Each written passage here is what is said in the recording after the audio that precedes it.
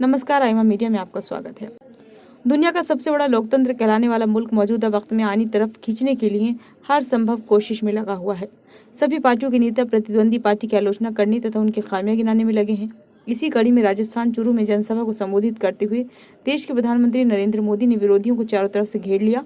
मोदी के भाषण के दौरान जनता में काफी उत्साह था।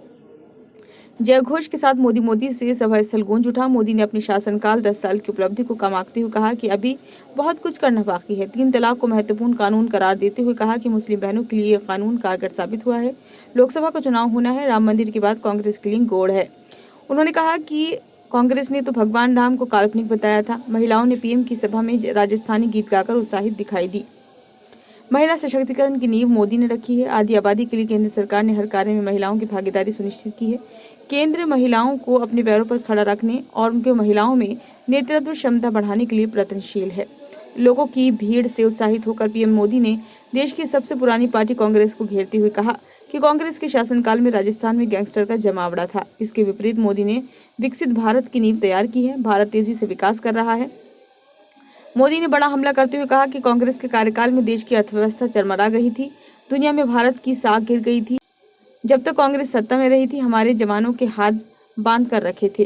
कांग्रेस तुष्टीकरण की चाह में देश के करोड़ों लोगों का जीवन भी भूल गई।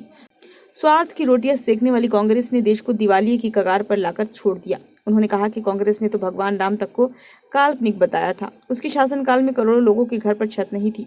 जीवन की छोटी छोटी चीजों के लिए लोग व्याकुल थे। सरकार में बैठे लोगों द्वारा करोड़ों अरबों की लूट किए जाने और बिजली के अभाव में लोग अंधेरे में रात काटने के लिए मजबूर थे।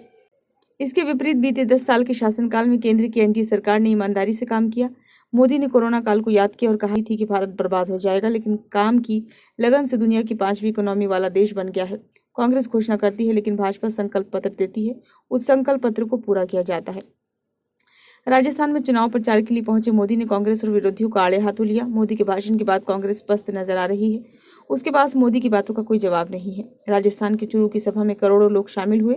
यहाँ पर पीएम मोदी ने अपनी करिश्माई छवि और विरोधियों पर सीधे वार करने वाली शैली में भाषण देकर लोगों के दिल में अपनी जगह बना ली। अब ये तो आने वाला वक्त और आम चुनाव के नतीजे ही बताएंगे कि पीएम मोदी की उपलब्धियों और उनकी वाकपटुता पर फिदा होकर वोटर एनडीए और भाजपा के पक्ष में मतदान करते हैं, या फिर जनता को मुफ्त की रेवड़ियां बांटने की घोषणा करने वाली कांग्रेस और विपक्षी दलों के गठबंधन को बहुमत से जिताकर एनडीए सरकार की बीते 10 वर्ष की उपलब्धियों पर पानी फेरते हैं।